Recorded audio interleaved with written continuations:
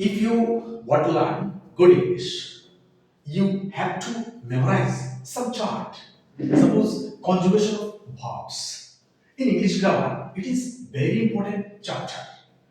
Do, did, done. Go, went, gone.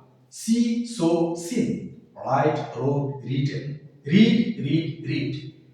এরকম ভার্বের যে চারটা আছে চারটকে বলে conjugation of verbs and some verbs আর irregular suppose go went gone এগুলিকে আমাদের মুখস্থ করতে হবে মুখস্থ ছাড়া মেমোরাইজেশন ছাড়া হবে না তো প্রথমেই আমি বলবো আমরা যখন টেন্স করতে যাই আমরা যখন ন্যারেশন করতে যাই আমরা যখন ভয়েস চেঞ্জ করতে যাই তখন আমাদের এই ভার্বের চার্টের প্রয়োজন হয় তো এই চার্টটা বা ভার্বের লিস্টটা আমাদের মুখস্থ করতে হবে okay thank you so much